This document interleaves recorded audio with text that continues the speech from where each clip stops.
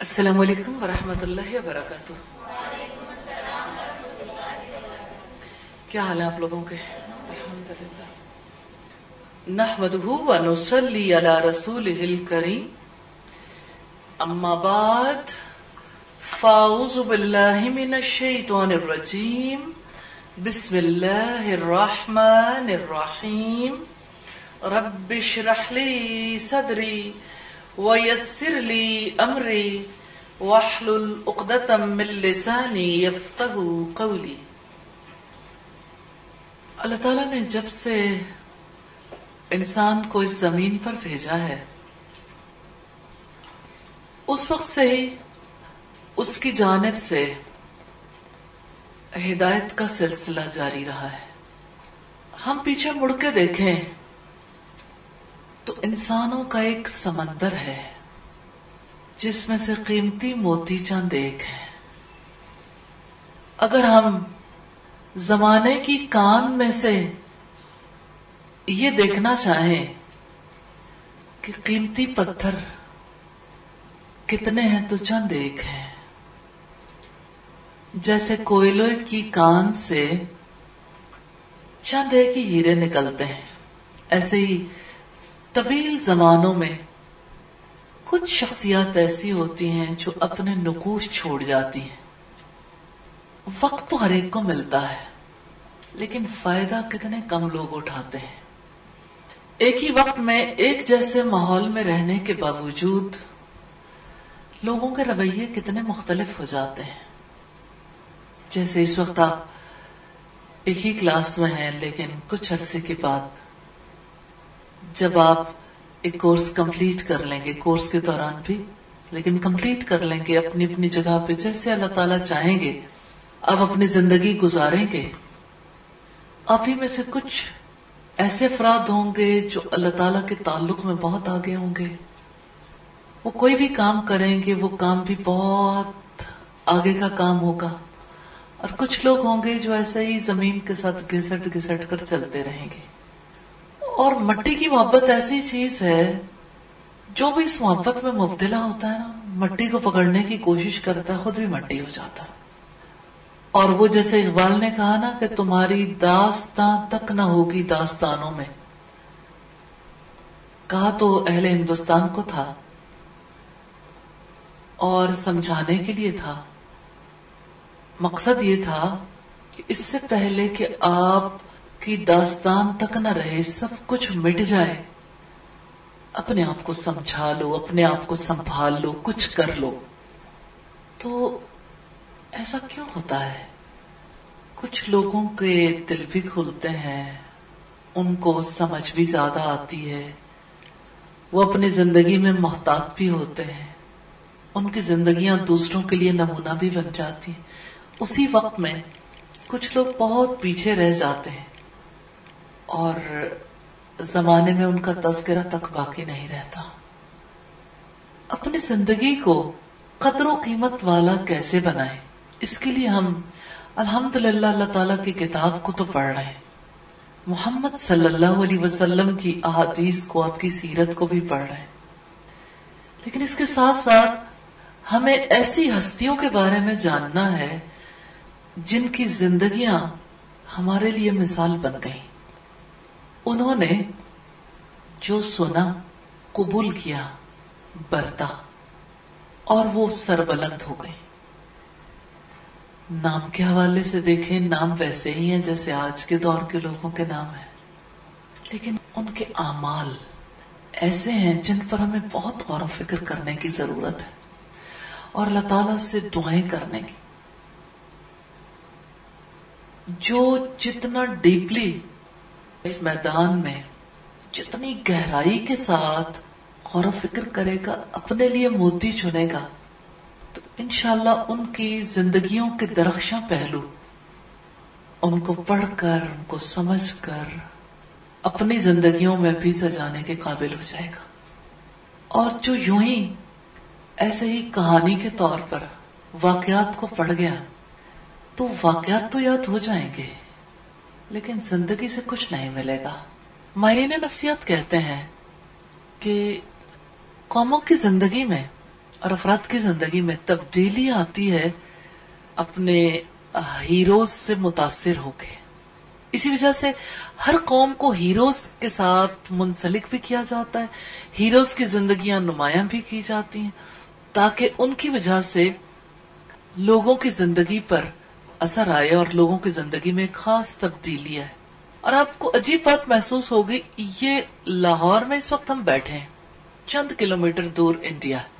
امرتسر میں رہنے والوں کے ہیروز اور ہیں، انڈیا میں رہنے والوں کے ہیروز فرق، سارا طرز معاشرتی فرق، زندگیاں ہی فرق ہیں. وہ کچھ اور لوگوں کو یاد کرتے ہیں، ان کے نزدیک کچھ اور پہلو زیادہ اہمیت کے حامل ہیں، جس کے لیے جو چیز بھی اہم ہوتی ہے نا وہی چیز اس کی زندگی میں در آتی ہے. اور آپ عجیب بات دیکھیں گے کہ اگر آپ دوسری جانب دیکھیں، یعنی ایک طرف اگر آپ انڈیا کو دیکھیں، دوسری طرف چائنا کو دیکھیں، پاکستان کی ایک طرف چائنا لگتا ہے، افغانستان لگتا ہے، آئیڈیالوجی میں فرق ہے، کوئی شک کی بات نہیں، لیکن ہیروز میں بھی فرق ہے جن سے لوگ متاثر ہوتے ہیں. اور عجیب بات ہے، ہمارے لیے نئے ہیروز تلاش کرنے کی کوشش بہت کی گئی کہ ہیروز بدل جائیں گے نا تو قوم بدل جائے گی، لیکن مسلمان قوم ایسی ہے انہوں نے نئے ہیروز بھی قبول نہیں کیے اور پرانوں سے تعلق بھی نہیں رکھا، نہ خدائی ملا، نہ وصال صنم، نہ ادھر کے رہے نہ ادھر کے. ہاں ایسا ضرور ہے کہ جزوی طور پر کبھی کسی سے متاثر ہو جاتے ہیں، کبھی کسی سے، اور اس کی وجہ سے کوئی کلی تبدیلی نہیں آتی. حتیٰ کہ اگر ہم بحیثیت پاکستانی کے دیکھیں اور اگر ہم ساتھ والے ملک میں دیکھیں جیسے انڈیا ہے تو بڑا فرق ہے قائد اعظم کے ساتھ تعلق میں اور انڈیا والوں کے گاندھی کے ساتھ تعلقات میں یا نہرو کے ساتھ تعلق میں. وہاں پر سٹوری ڈیفرنٹ ہے، وہ اپنے ہیروز کے ساتھ ایک دلی لگاؤ رکھتے ہیں. اور اس چیز کو پوری دنیا میں اگر آپ سٹڈی کر کے دیکھیں گے آپ کو حیرت ہوگی. یعنی ہم پوری دنیا میں سے ایک نئی طرح کے لوگ ہیں جو اس خطے میں بستے ہیں، کیونکہ ہیرو بنانے کی کوشش کی گئی، ہیرو بنا نہیں، کسی نے اپنایا ہی نہیں. اگر یہ بات آپ کو مختلف لگتی ہے تو اپنی زندگیوں میں دیکھ لیں، کبھی زندگی میں قائد اعظم کی کوئی بات یاد آئی، کچھ کرتے رہیے. قائد اعظم کی زندگی کو اپنے لیے ماڈل بنایا. قطع نظر اس کے ہم اس بات پہ بات نہیں کریں گے کہ یعنی قائد اعظم کی زندگی کیسی تھی اور یہ ہے کہ آیا وہ ہمارے ہیرو ہیں یا نہیں. بات یہ ہے کہ ہر قوم جس آئیڈیالوجی پہ، جس نظریے پر یقین رکھتی ہے نا، جو کسی کا عقیدہ ہوتا ہے اس کے مطابق ہیروز کو قبول کرتی ہے. اگر ہیرو کسی اور نظریے کا ہے، کسی اور عقیدے کا ہے، تو دوسرے عقیدے والے اسے قبول نہیں کرتے، بھلے سے وہ ایک ہی جگہ پہ رہتے ہوں.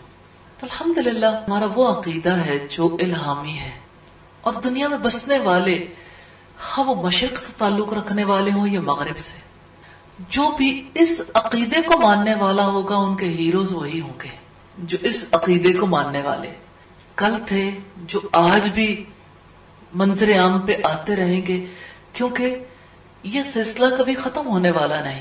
اللہ تعالیٰ نے ہر دور کے لوگوں کو ایکولی چانس دیا ہے آگے جانے کا، اور اس امید کے ساتھ ہم آگے کا سفر جاری رکھیں گے کہ انشاءاللہ تعالی ہم ہر ایک کی زندگی سے اچھے پہلو اپنے لیے منتخب کرتے جائیں گے. اللہ تعالیٰ کی دی ہوئی توفیق سے اس سے مدد بھی مانگیں گے، اس کی دی ہوئی توفیق سے انشاءاللہ تعالی اپنی زندگیاں اس کے مطابق ڈھالتے جائیں. اللہ تعالی ہم سب کو اس کی توفیق عطا فرمائے.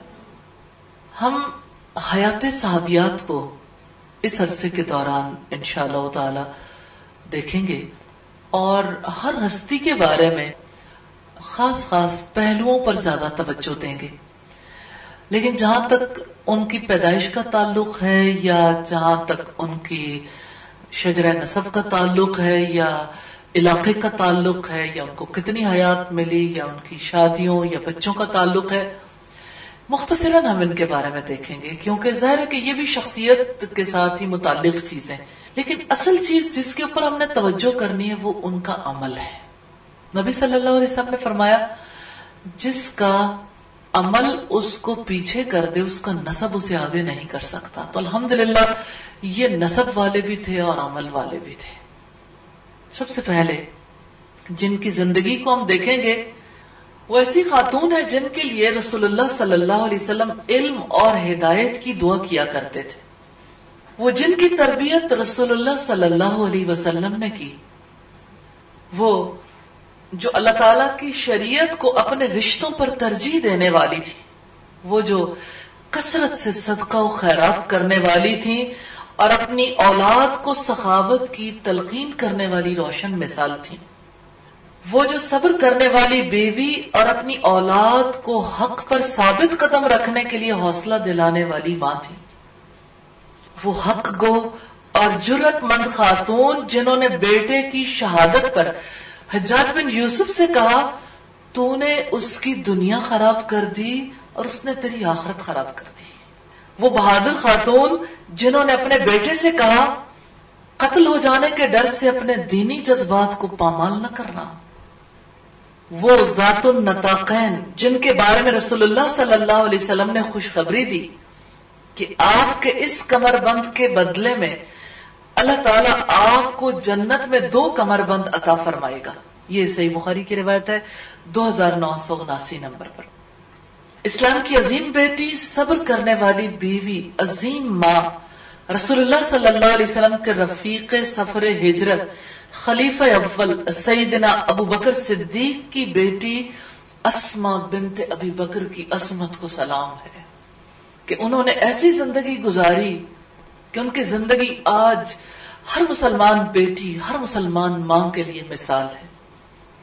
اللہ تعالیٰ نے آپ کو سیدنا ابو بکر جیسا باپ عطا فرمایا، رسول اللہ جیسا عظیم بہنوئی عطا فرمایا، زبیر بن عوام رضی اللہ تعالی عنہ جیسا شوہر اور عبداللہ ابن زبیر جیسا بہادر بیٹا نصیب فرمایا. اللہ تعالیٰ ان سے راضی ہو جائیں اور وہ اللہ تعالیٰ سے راضی ہو جائیں.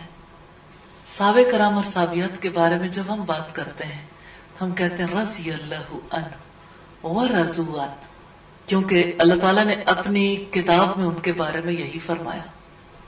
یہ کتنا بلند رتبہ ہے. ہر پیچھے آنے والا دعا کرتا ہے رضی اللہ عنہ، اللہ ان سے راضی ہو جائے اور وہ اللہ تعالیٰ سے راضی ہو جائے. اللہ تعالیٰ سے دعا ہے ہمیں ایسی زندگی نصیب فرما دے جس کی وجہ سے وہ ہم سے راضی ہو جائے اور ہم اس سے راضی ہو جائیں. اللہ تعالیٰ ہمیں ایسی زندگی گزارنے کی توفیق عطا فرمائے جس کی وجہ سے آخرت میں وہ ہمیں اپنے پاس بلند مقام عطا فرمائے. ہم اسی مقصد کے لیے صحابیات کی زندگیاں جاننے کا، ان کے بارے میں پڑھنے کا آغاز کرنے لگے. اسما بنت ابی بکر صدیق کا خاندانی پس منظر دیکھیں گے. نام کے بارے میں تو آپ جانتے ہیں اسما. ان کے والد کا نام سیدنا ابو بکر صدیق رضی اللہ تعالی عنہ، جن کے بارے میں قرآن کہتا ہے ثانی اثنین، 2 میں سے دوسرا تھا. ساری امت قیامت تک انہیں ثانی اثنین کے لقب سے پکارتی رہے گی، تلاوت کرتے رہیں گے سبھی، کیونکہ وہ 2 میں سے دوسرے تھے. وہ دونوں جو غار میں تھے، وہ جب ایک نے کہا کہ انہوں نے ہمارے سر پہ کھڑے ہوئے نیچے نظر ڈال لی تو ہمیں چھوڑیں گے نہیں، تو اللہ کے رسول نے جواب دیا لا تحزن ان اللہ معنا، غم نہ کرو بے شک اللہ ہمارے ساتھ ہے. وہی ابو بکر صدیق جو آپ کے بعد خلیفہ اول بنے، وہ جنہوں نے غزوہ تبوک کے موقع پر اپنا سارا مال رسول اللہ صلی اللہ علیہ وسلم کے سامنے لا کر رکھ دیا. سفر ہجرت کے موقع پر بھی سارا مال لے کر روانہ ہو گئے. تو ابو بکر صدیق رضی اللہ تعالیٰ عنہ کے والد نابینا تھے.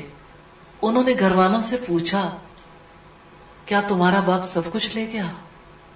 ज़हीन बेटी ने दादा की तसल्ली के लिए पत्थर लिए, उन पे कपड़ा डाला, जहां माल पड़ा था वहां दादा का हाथ लगवाया कि बहुत कुछ हमारे लिए छोड़ गए, और दादा भी मुतमईन हो गए। मौके पे हालात की नजाकत को भांपते हुए ऐसा डिसीजन करना फरासत वाली मोमिना के लिए ही मुमकिन था।